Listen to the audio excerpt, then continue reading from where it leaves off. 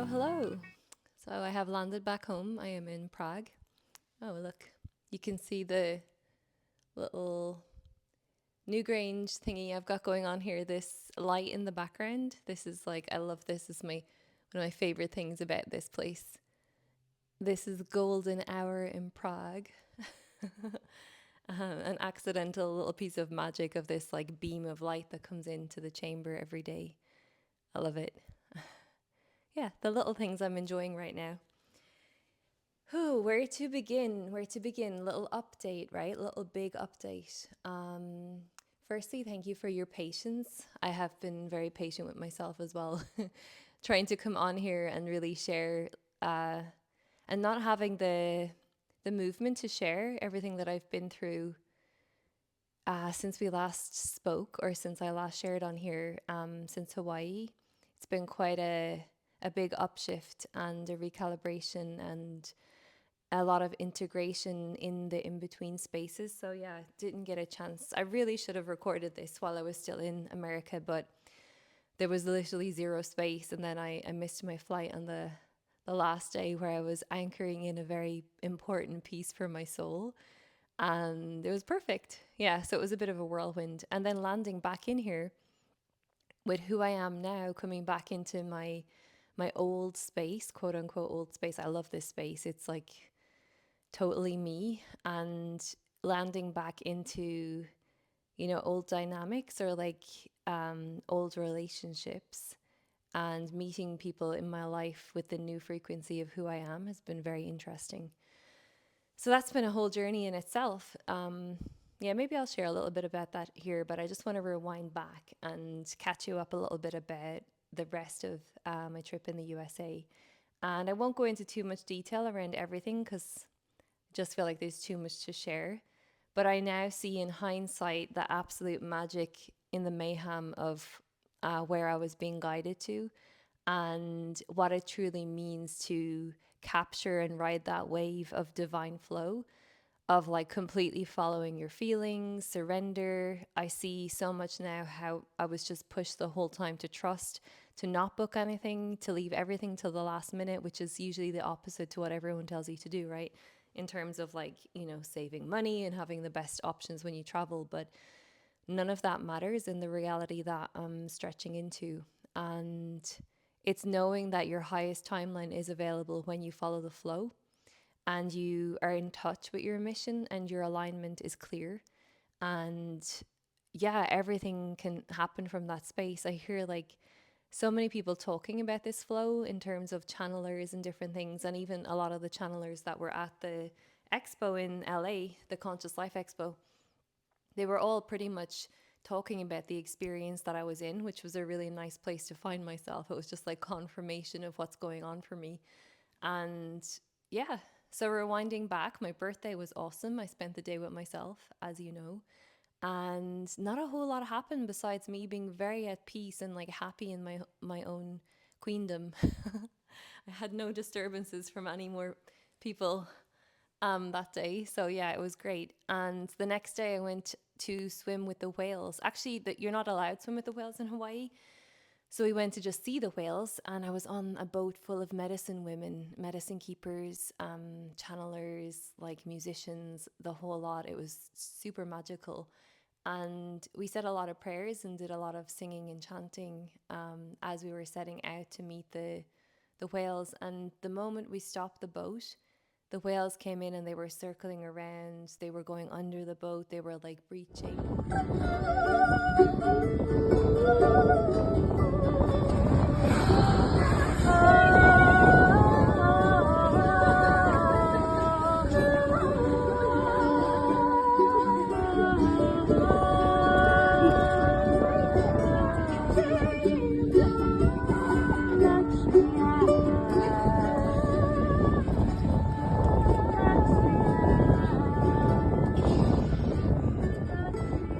It was just super super magical. Even the driver of the boat, he was like, this never happens this way. He was like, what kind of witchcraft are you doing?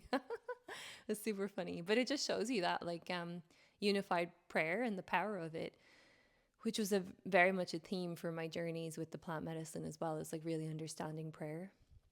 from the inside out. And then we went to go swimming actually after we had enough of this magical display of the whales. We decided that we would go somewhere else to actually just swim in the ocean and do some snorkeling. And because you get like massive fines, it's like $25,000 or something if you're caught trying to swim with the whales. And we got into the water and we started snorkeling, and within a few minutes, the whales were swimming under us. They weren't at the top of the waters, like they knew that we would get in trouble. I assume they were the same whales, I don't know. But they were all suddenly like these gigantic beings just underneath us. This is something to be experienced in real life. It was just profound. So, yeah, that was a really great trip. I got seasick. I actually threw up for the first time, just a side note. I thought it was quite funny, though. I wasn't sick at all. I actually think I channeled someone else's seasickness. There was a girl that was super seasick on the boat for the whole time. And I sat down beside her right after swimming, and her and another girl were just talking about how sick they felt. And it's like I felt this sudden wave of like, I think I took their wave of sickness and just purged it straight into the ocean. And then I was fine straight afterwards. I was like, I didn't experience seasickness. I think I purged two other girls' seasickness. It was quite a weird experience, but I think that stuff like that happens when you're open. Anyway, that was the last day in Hawaii, so kind of went out with a bang. It was brilliant. Then I went to Florida and to Miami. I met a dear soul friend there, Bobby. He's a channeler. He's like a spirit guide. He brought me to like see loads of different types of churches, and there's like this new church. It's not new. Sorry, it's called Unity Church, and their principles or their values are very close to Christ consciousness, I would say. So they're running a church that feels pretty clean, like in terms of it doesn't feel very religious. It feels very pure. So I had some beautiful experiences just sitting in these circles. And there was some circles with A Course in Miracles, which is a really good channeled book as well. Um, yeah, so I felt like I was getting an experience of just feeling into different types of organizations that are doing things in a new way. And also, what I noticed, like the theme for me, like I had quite a funny theme with, there's a few themes going on. So I'm going backwards to like share the themes that were happening. One was on the whole journey through America, I was really getting an experience of different aspects of consciousness in the masculine framework and also different aspects of certain types of feminine. And it was like corrective experiences for me in terms of the feminine, like in my journey last year when I was in hospital, and just through my recovery and everything, I experienced so much lack in the feminine, like lack of compassion, lack of empathy, sympathy instead of empathy, and just abuse actually in general. Like some of the nurses, one in particular that I had was just horrendous to me. And what I realized along that journey, I had a really big experience where I was squeezed so much in the experience that I actually burst and became compassion for myself. So it was like a really big spiritual experience. And then because I birthed this frequency inside of me on this journey, it was kind of the first time I'd been around other people. I know that sounds strange, but like I was very isolated for months before, excuse me, before I went traveling, just kind of recovering and everything. And on this journey, I started to meet exactly the frequency that I wished I had during the time that I was recovering. So I met this amazing woman who was just love and appreciation in motion and compassion and just huge energy. And she used to be a nurse and now she's a healer. She was actually healing in the hospitals. And I felt like I was getting a corrective experience of like exactly what I needed in that time. So that was really nice to feel. It was like because I have it vibrationally inside now, it's showing up on the outside. And that's just how this reality works. You cannot have something in your experience if you don't have it on the inside and you haven't birthed it on the inside. And I don't mean on a mental level of understanding what compassion is or what a frequency is or like a consciousness is. It's like you have to actually feel it through your whole being. So the same goes for any frequency. Yeah, and because I was in touch with what compassion was, and I was able to give compassion in certain scenarios to certain people, especially in my work. But in terms of embodying it, this was like a very deep process for me. So I'm very grateful that I got that piece, and then I got to see the results of that piece coming in. And yeah, with the masculine, like with the men that I was meeting, I was just being shown, like, I was calling in like gentlemen. Like, I need gentleness, I need kindness, I need people who are caring, conscious. Like, this is an experience that I needed. And then I also got to see different types of consciousness that are more distorted. It's kind of like going in and searching what's in there on the ground. You know, it's like, this is what I feel like I was doing. I was going, you know, went to LA and Vegas and Miami. These are not like what you would consider mega conscious, high spiritual places. And I realized the beauty of why I was there, and also bringing like my consciousness there in terms of what I'm accessing, the dimension that I live through, and anchoring this point of consciousness into that grid. It's like going into a dark part of humanity and seeding it there. And yeah, really realizing in this time that I wasn't visiting temples like my normal grid work. It was, I'm being called into these darker places to seed the codes of consciousness, to seed my codes that I've been given, that I remember through my own experience, into this grid. And this is just part of my soul's mission. And I didn't know, like, I was, you know, before I went on this journey, I didn't really know that I was going grid working. Like, I always grid work when I travel, but because I was on this personal, like, I'm going to do plant medicine and we'll see after that, I didn't have any pre-framed plan of like doing any specific grid work. And it just became obvious to me through me following the flow of like the pieces of the puzzle that I was being given of the grid work that I had to do. So yeah, when I landed into Florida, I was very aware of this grid work piece because, you know, of that last piece that I got on ayahuasca, where I sung back the codes from the fall of the Egyptian Empire and from Atlantis.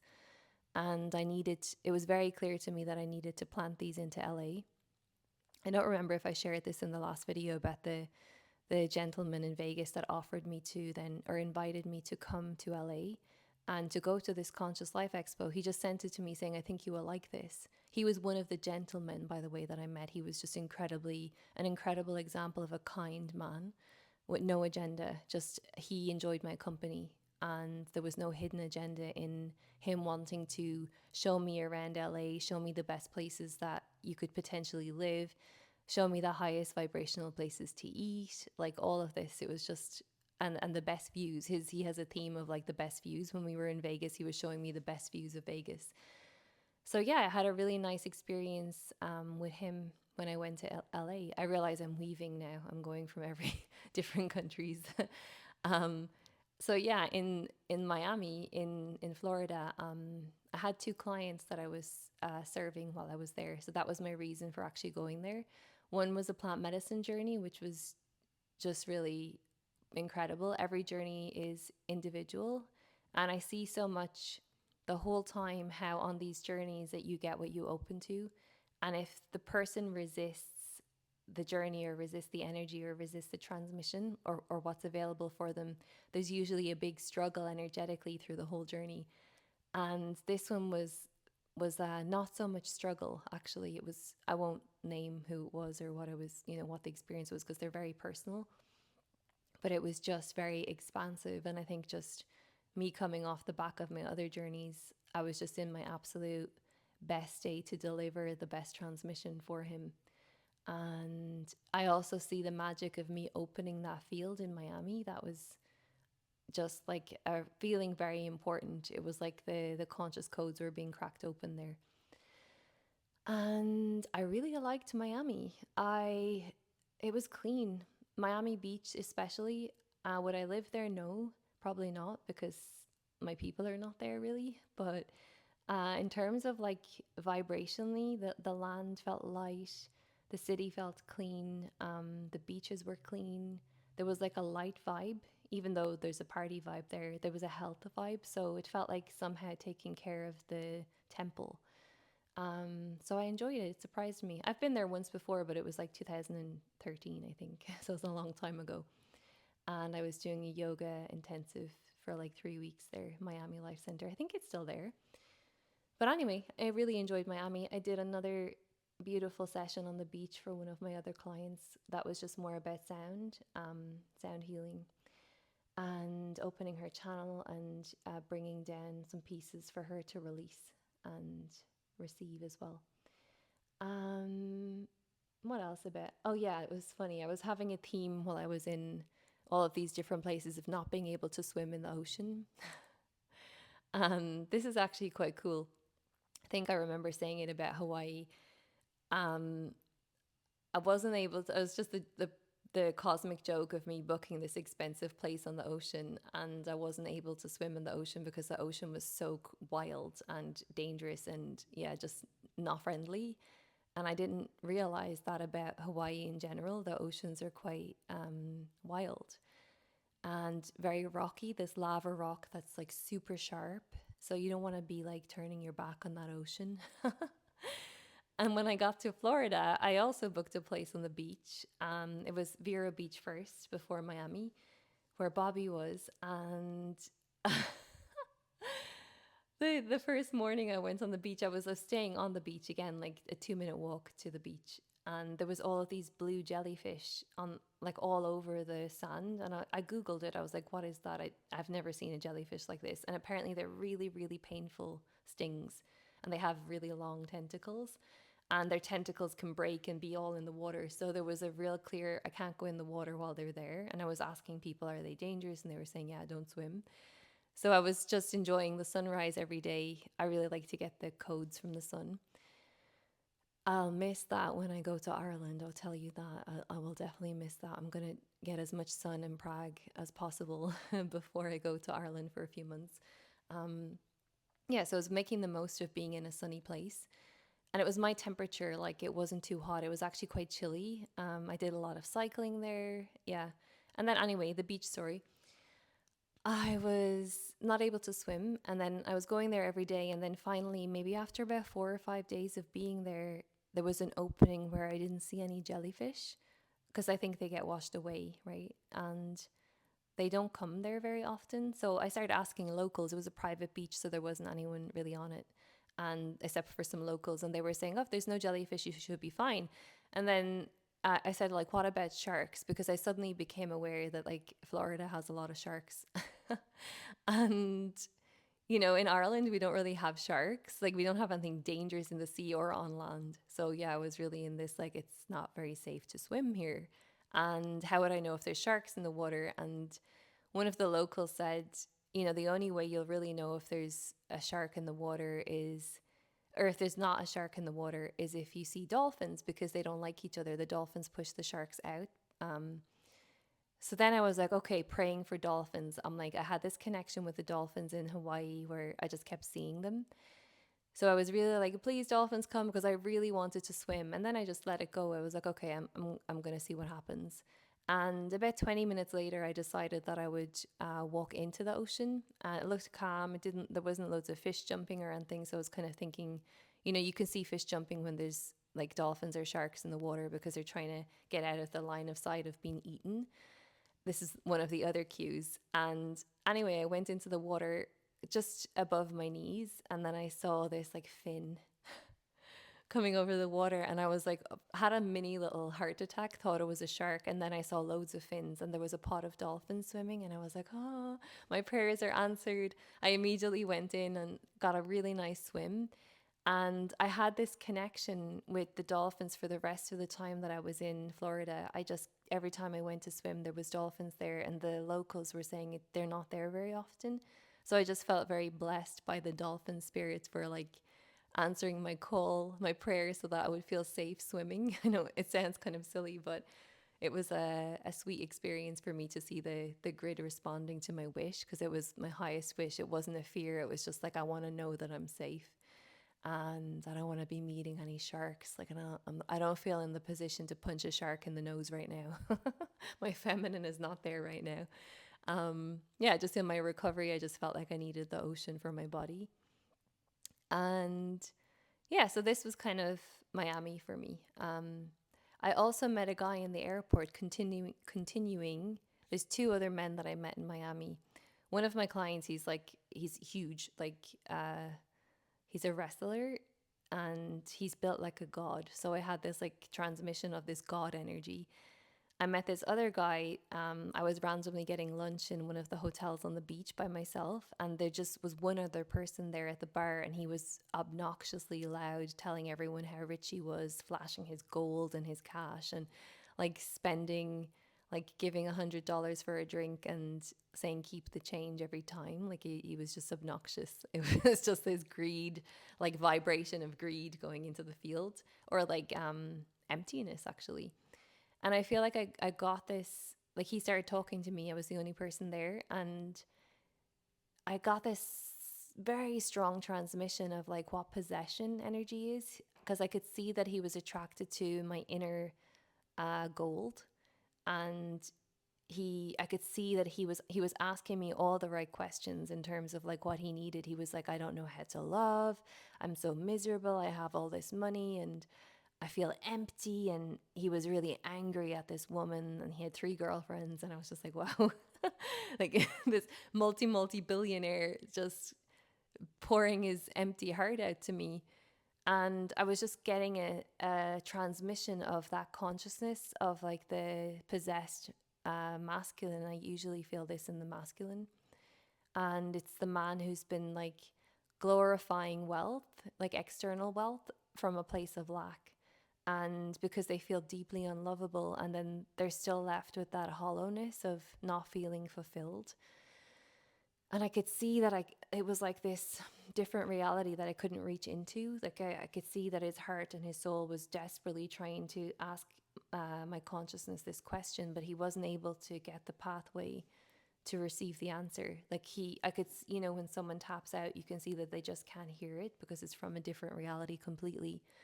So yeah, I got this transmission, again, in my little mission exploring consciousness. This is what I do. I'm like always just kind of curious as to what's going on the ground.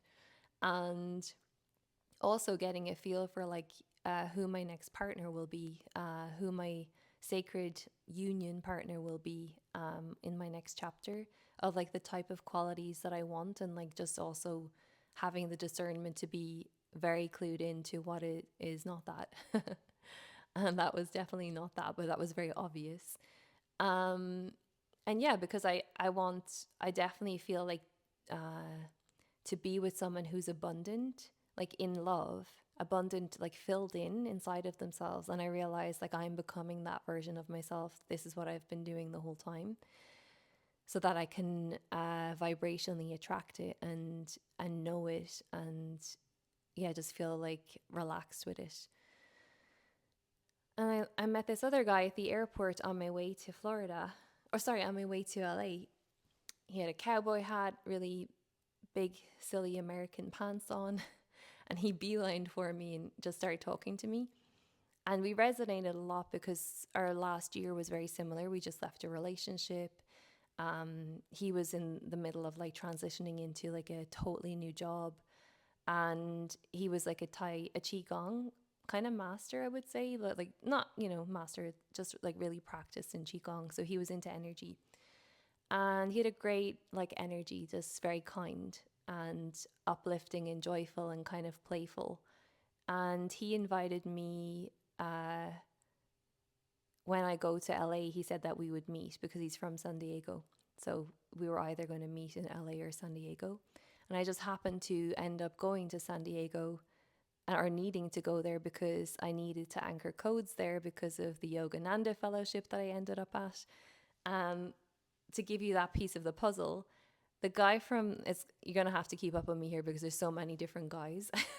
See them as like little placeholders of divine masculine. The guy from Vegas sent me this fellowship of Yogananda in LA, and it was one of the only places that it didn't burn in this area from the fires. And I was like, oh, that's a super sacred place. I could feel it instantly. And I'm familiar with Yogananda just from my time in India and when I was studying the Hindu philosophy and that whole era that I went through back in 2012. So I knew who Yogananda was. And he was like, I'm going to bring you here. I feel like bringing you here. And immediately I was like, oh, that's where I'm supposed to anchor the codes in LA. Okay, I will go there with you. Thank you very much. And anyway, I had booked my ticket to go to Conscious Life Expo because on his suggestion, I would really like it. I did really like it. It was incredible. I would highly recommend it to anyone who is in any way conscious or a channeler, or there's like, it was so much soul family and high vibration, like 5 dimensional consciousness. Oh, it was like a feeling of what it will feel like when the new paradigm is anchored here. And it was such an important experience for me to be in that and to see the power and the potency of that field.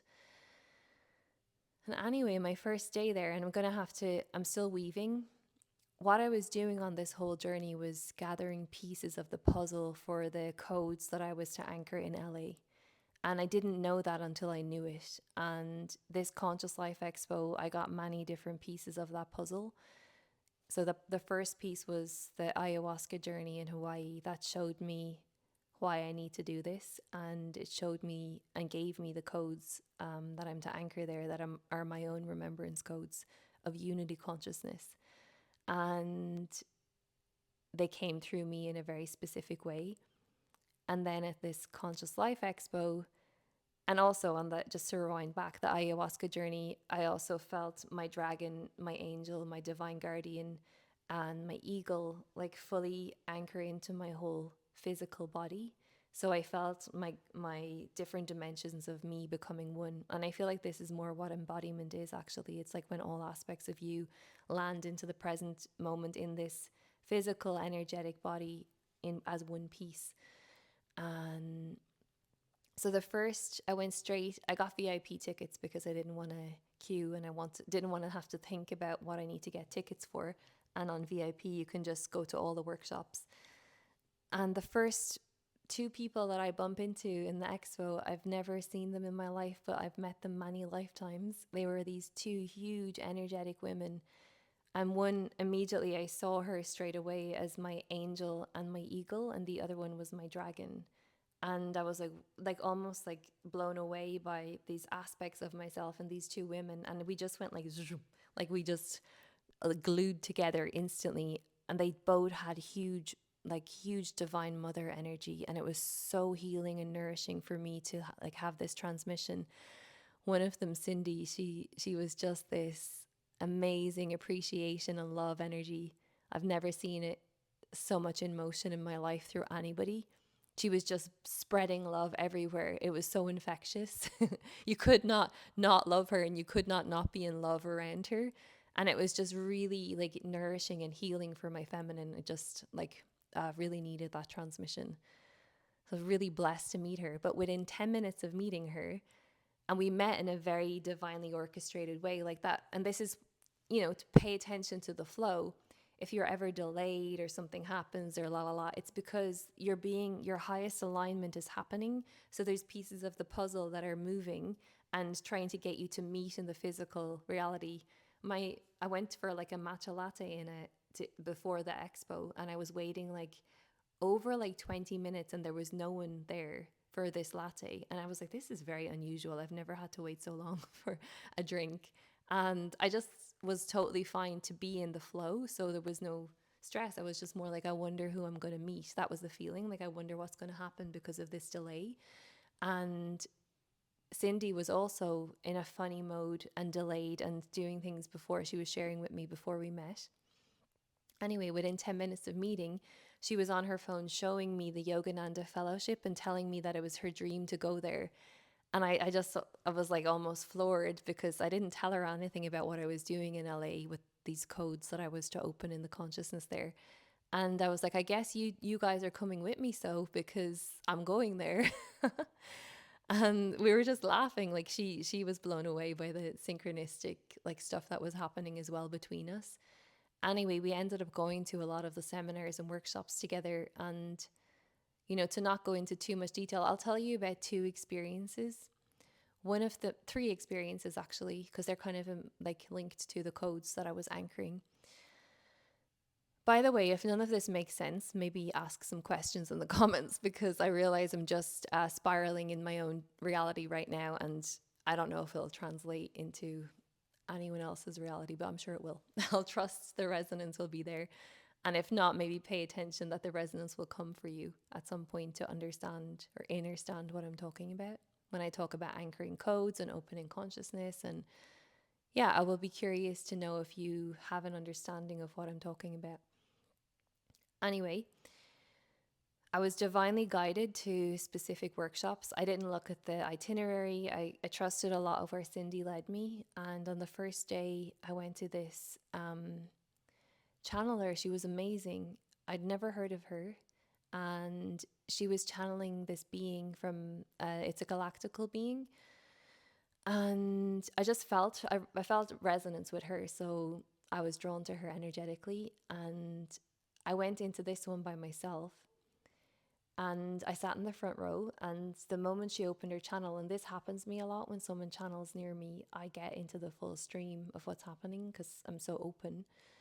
And the minute she opened her channel, the energy, like, and she said the spaceship is above the expo and has been here for the whole weekend. I saw this huge beam of light come down from the spaceship, and it whacked me, like it full blasted me. And I started shaking and crying, and like I was just overwhelmed with this transmission of this energy. And that continued for like 40 minutes while she was channeling. So I'd have no idea what she channeled about to, to this date, because I was just receiving the energy. And as this was happening, I had a memory of when I was about 7 years old, sitting at the breakfast table at home in Ireland and in front of a big window. And this flash of light came and hit me on the third eye, and I thought I was hit by lightning, and I ran down to my parents. I was crying, and I never told anyone that that happened because I thought that they would think I was crazy, because I was clearly not after being hit by lightning, but that was the experience of what it felt like. And it felt very much like this light that was hitting me from this spaceship. And yeah, this memory was very much there as I was in this experience, and the energy was telling me, yes, that was us. It was always us. We are one. You are part of us. We are part of your mission. It was telling me all of these different things, and I was just crying and crying and crying with this remembrance of this energy.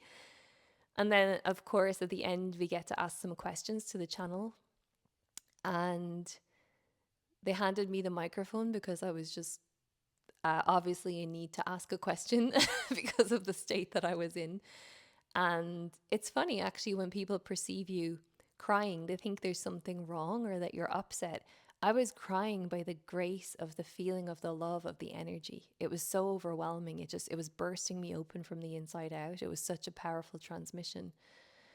So yeah, I just want to frame that as like a lot of people project their idea of sadness onto an experience like that, where I'm having the most incredible feeling in the world, even though it's crying, it's like freedom. And anyway, I asked the channel, I told them what was happening, and I calmed myself down, and I asked them, was that them that like hit me on the third eye when I was 7? And she said afterwards, this doesn't normally happen, but she looked over at me and opened her eyes one by one. It was really creepy, and got up and walked over to me. And her channeling is normally sitting down. It's not normally standing up and moving around, and it's normally with closed eyes. And I could see the ET, the entity, looking at me. It was this like alien, like looking right into my eyes. I was like, whoa, I can feel that. And then I suddenly felt the energy come into my whole body. And then felt the alien looking at itself through me. I was like, what is going on here? It was this really like trippy experience. No plant medicine involved, no need for it. Um, And yeah, the entity answered and said, yes, it was us. It was always us. We are one. And literally verbatim gave me exactly what I had heard myself as the transmission was happening. And then she grabbed me, and she was holding me and whispering stuff into my ears and saying the same stuff, basically. So I was just still in this like big transmission with this entity.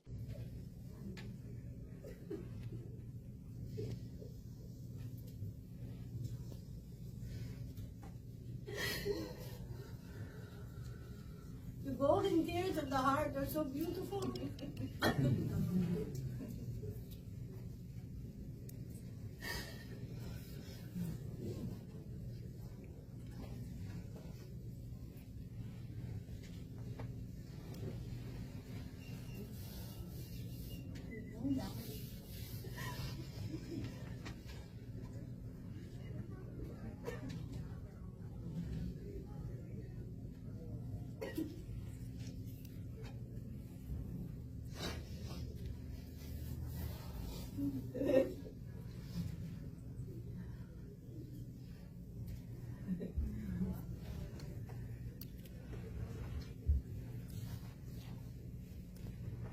What you see right here is what you're really seeing is in here.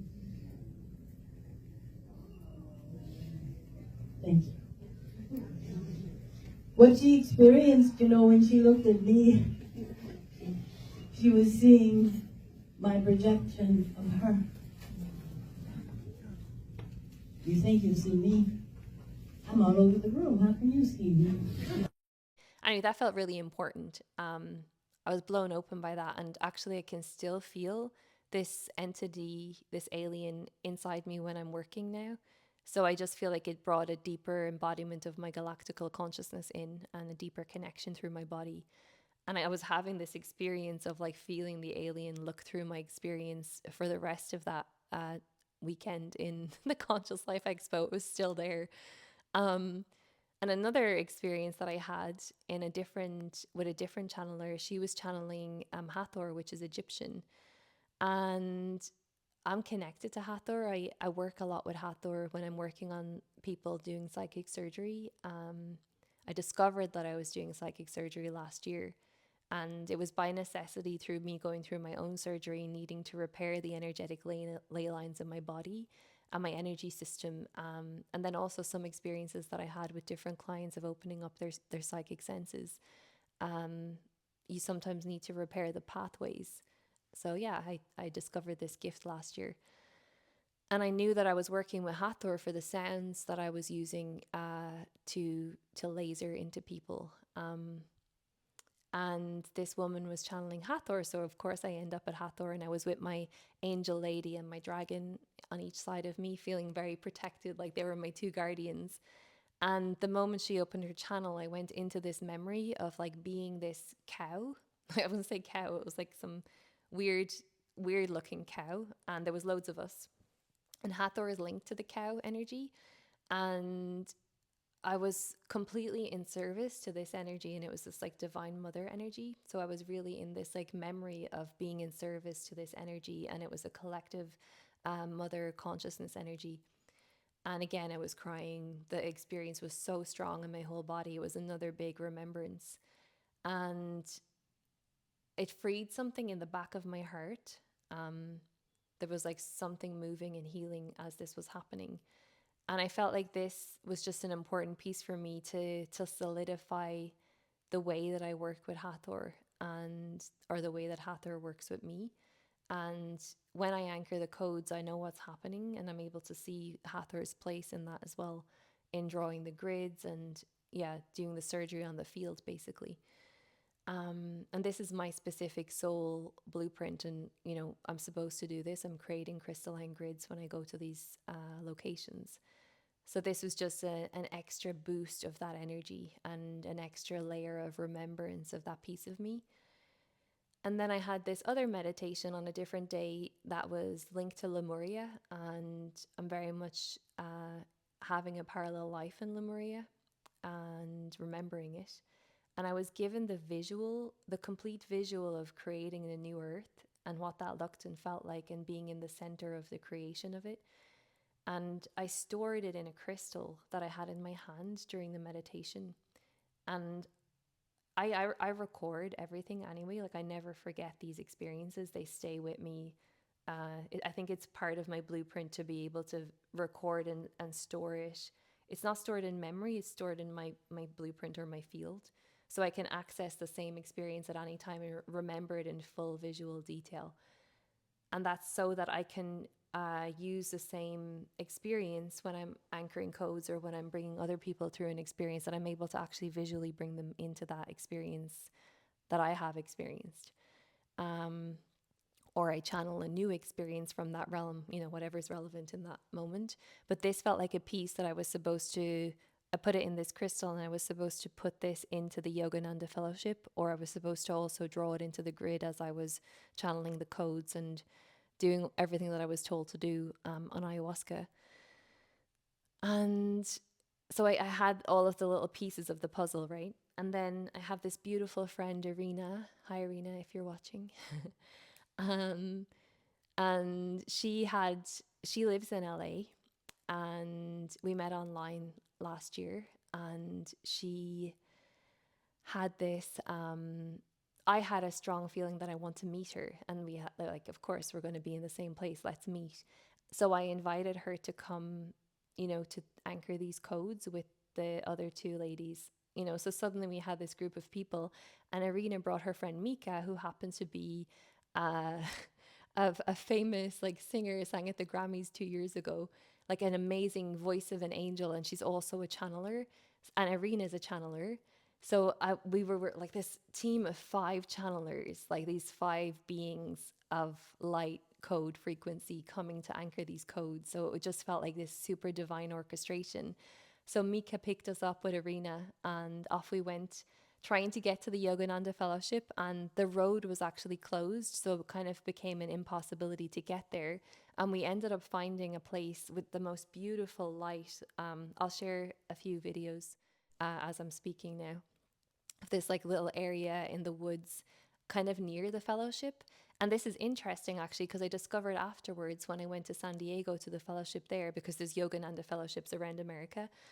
You can't actually meditate or like play music or sing or do anything loud in the fellowship. So I wouldn't have been able to anchor the codes there anyway. It's so funny. The guy that I met in the airport in San Diego's just messaged me. Just seeing it on my phone. Anyway, like I said, I'm weaving.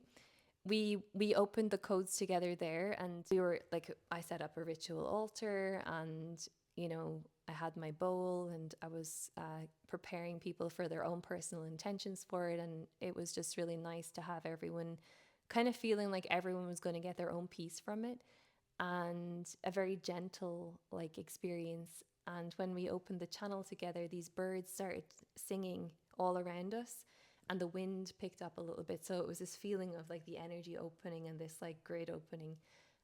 And yeah, just spent, I don't know how long we were there, just some time opening, anchoring the grid, bringing down the codes, and making this like crystalline, I want to call it a crystalline creation that will live in the field. And it's like almost like a bubble that people can pass through, and they can download from it if it's available to them.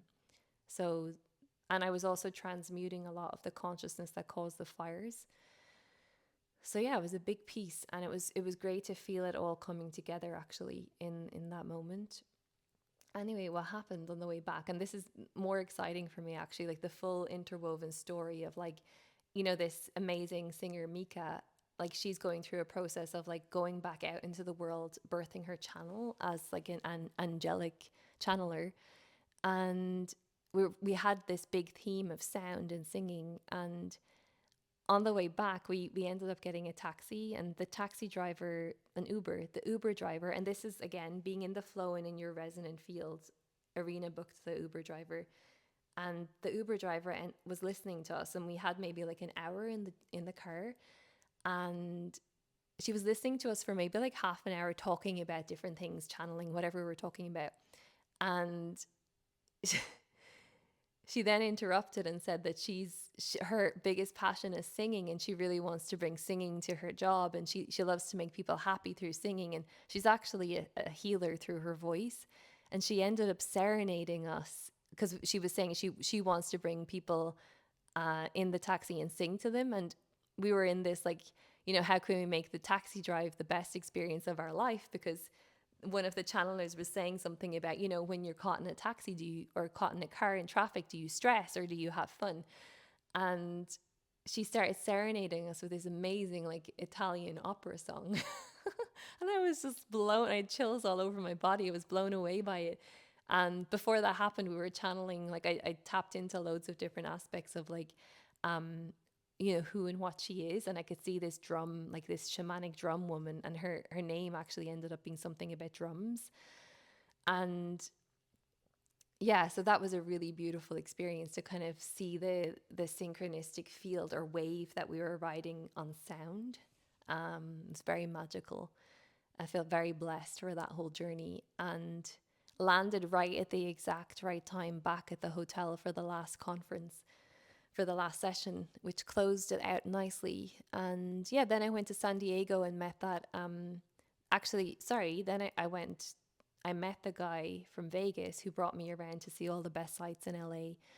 And Mika had also actually brought us through LA, and you know, on our way to the fellowship or after the fellowship, after anchoring the codes, and it was Cindy's wish to have like this experience of seeing LA, because the last time she was there she didn't get to see it. So Cindy got her wish fulfilled, and then I got my wish fulfilled to see like all the best places to live in, through this guy that invited me for like 3 days to basically all of the best restaurants, best locations. I went to Laguna Beach.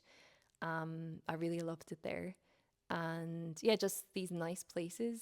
And funnily enough, actually, it was the day after we anchored the codes, and I was really singing to the sacred waters in the what I was bringing in. And it rained really heavily for 2 days in LA right after, which was kind of an unusual amount of rain, we'll say.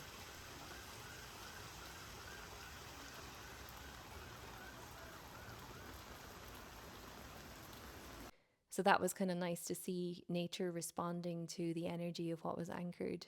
So I didn't really get to enjoy like sunshine in LA at all. It was like rain, which was kind of interesting. And yeah, then I got picked up by the guy in San Diego who invited me so that I found out there was a fellowship in San Diego that I could anchor the codes there, because I still had this feeling of going to Yogananda. And I had two funny experiences. He brought me there first, and that's when I realized that you can't meditate or sing or pray there. But I silently created it in my inner sounds, and I wove the energy, and I charged it into a crystal, and I put it into the earth in the fellowship. So I still anchored the codes in a very silent way. And I saw this beach that was right in front of the fellowship, and it's called Swami Beach. And I was very drawn to it, but we didn't go there that day. And I had a feeling of, okay, I'm going to go back there on Sunday, because this was what I thought was my last day in San Diego, because I had booked my flight for what I thought was Monday. And I booked a hotel for like 3 nights in San Diego, thinking my flight was on Monday. But actually, I found out afterwards my flight was Sunday. And I would not have got to anchor these codes on Swami Beach had I remembered that my flight was Sunday and not Monday. So I see like why I missed it. And it was like that doesn't normally happen to me. Like I'm usually quite accurate with my dates. So I just felt like it was kept out of my field, because it was literally right after I'd anchored my codes there that I got the memory or the reminder of my flight to check in, and then I realized I just missed it. So I was just laughing at the cosmic joke of like knowing that will come back to me because I was in my sacred service. So yeah, I ended up having some nice hikes in San Diego with this guy, and he was just a lot of fun and playful, and yeah, just really, I shared a lot with him about consciousness, and it was just healing for us to enjoy that time together, because we both were in a similar position in terms of like our human. And I got a taxi on the Sunday when I was going to finally anchor these codes in the Swami Yogananda area, like right in front of the fellowship, not in the fellowship, but right in front of the land where like everyone looks over the beach to meditate. So it's really in the same field.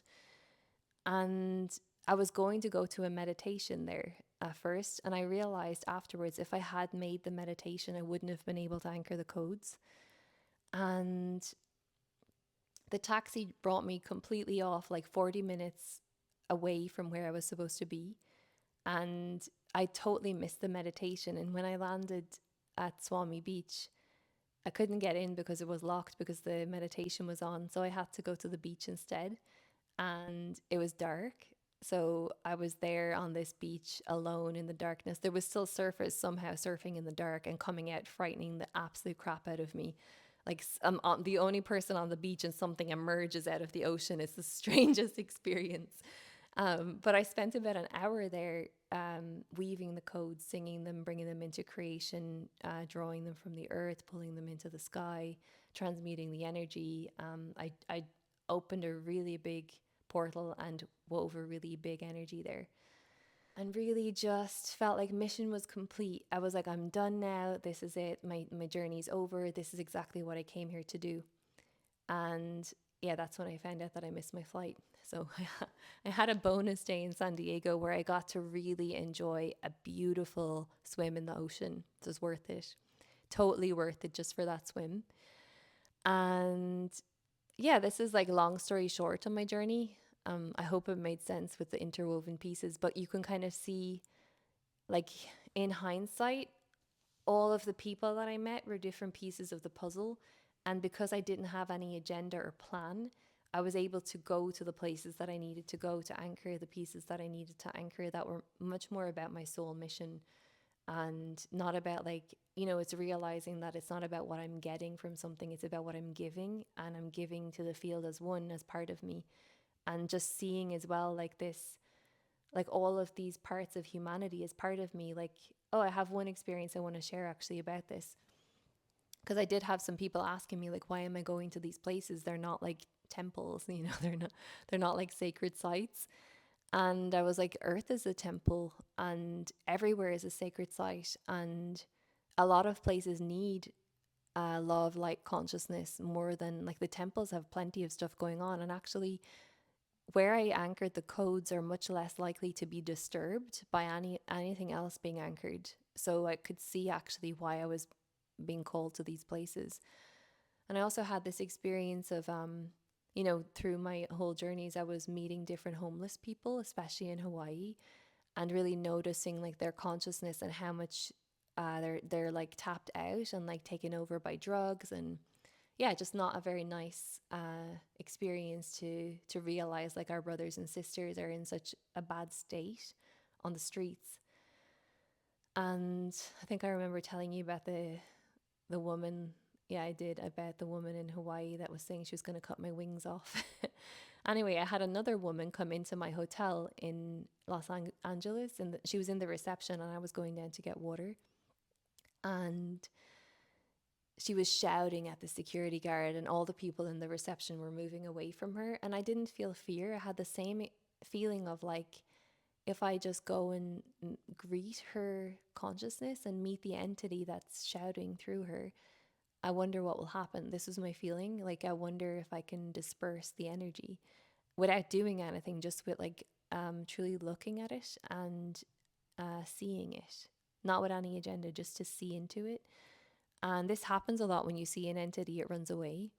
So I sat down about like 2 meters in front of her. So I was the only person that was moving towards her. And I sat at a safe distance. She was definitely crazy. Like, she was on that spectrum of, like, completely taken over.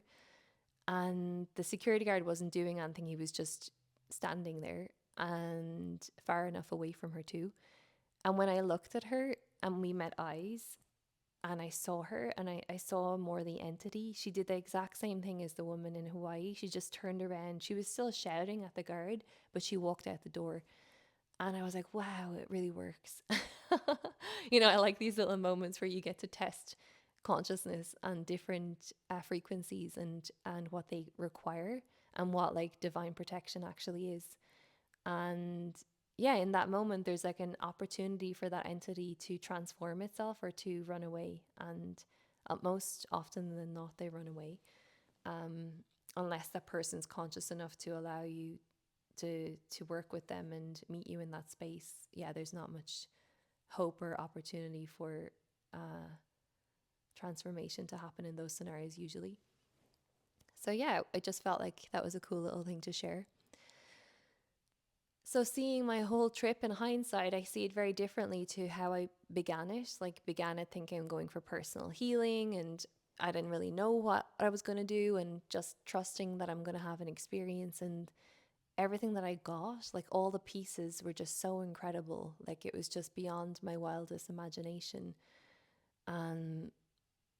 Yeah, just the sweetest, most beautiful, most joyful, most expansive journey that I could have, beyond my imagination, could have imagined. And the people that I met were just so beautiful, soul family, just all in their own special gifts, in their own remembrance, in their own uniqueness. And yeah, just having these, like, corrective healing experiences of, like, meeting people that just had beautiful love field, and that were more embodied, and that were kind, and yeah, just really, like, feeling blessed and graced by the whole experience.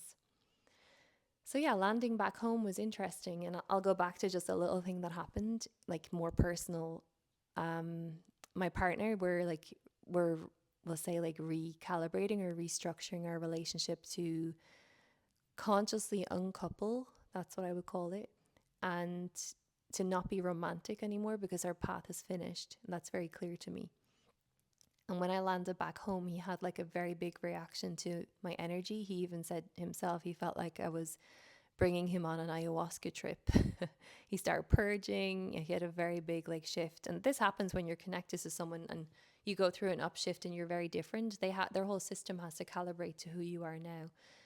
And he usually does his little escaping act where he tries to run away and not close things consciously. And I like to complete and close things consciously. So I got my wish because he couldn't run away because he was so blown away by the energy. He was like sick for like in bed for like 2 days. Like he had a fever and everything. It was quite intense. But because of that, I was able to lie with him and just be with him and transmit the codes of the healing, the completion codes, like just releasing like everything. And we actually did a journey together on the last day. And he met me in the space. And I live for this moment where people can meet me in the medicine and they remember. And I know when they remember and they know that they're in remembrance. This is my highest experience that I can bring anyone to. It's part of my blueprint of I bring people into this field and into this gateway. And he met me there for the first time. And it's like, this was the experience that I was praying for in our relationship. And it's like the moment we destroy the relationship as it was, the experience was available because there was no more conditions left. And it was so beautiful because I could see that there was only love left. And that's all that there needs to be in a relationship. And it was the exact place that I would be happy to leave a relationship is with just the highest love. And there's nothing that that person can do to make me not love them. So yeah, it was a very big completion piece for me, like a really important experience. And yeah, now I've just been in this mad quantum shift that we're going through since landing back here. I'm doing a separate video. This is long enough now. I'm doing a separate video on the energy update of what I feel like we're moving through right now in this year. I don't want to go too much into the future. It's more like the themes and topics that are alive right now and what the collective is experiencing. And yeah, I like to every so often actually speak into that so that anyone that's moving through something can maybe understand themselves a little bit better or what's happening in the field. So I will share that as well. So I hope this made sense. I was doing a lot of weaving, but I did my best to go back into the experience. And I'm sending you all so much love. It's good to be back in connection. I'll try not to leave such a big gap the next time, but you'll have 2 videos coming now. One will be an energy update. And please feel free to comment or share anything or ask questions. If none of it made sense, I'm sorry. And just sending you so much love, and it's good to be here with you. Thank you for listening and thank you for your presence. Sorry, there's just one last story that I need to share that I cannot leave it without sharing this. This was like the most synchronistic thing that I've ever experienced in my life that blew me and the guy away, like out of the water into a different stratosphere completely. And it's worth sharing. Anyone who knows me knows that 711 is my soul path number. And 369 is a very important number in terms of my creations because I work with Nikola Tesla. And yeah, I work with these numbers in terms of the other realms and the energy that I access. And I was just on the last night of the expo, I was in the lobby and this guy noticed my shoes and he came over to me and he saw the number 711 in my shoes. I don't have my shoes here, they're outside, but I would show you. It's a Steve Madden shoes, and the SM in between spaces, actually the shape looked like 711. I never noticed that before. And he was like, it says 711 on your shoes. And I was like, what the, like, why is he saying my number and is on my shoes? And I looked at it and I was like, oh, it is on my shoes. And then I looked at him and I was like, is that number significant for you? Like, why are you saying this to me? You know, because I see it everywhere, all day, every day, like on my phone. I see it on cars, on buses, on receipts, on digital screens, on, you name it. It's like follows me everywhere, on orders. And he said, "Oh, it's my number." And I was like, "What do you mean it's your number?"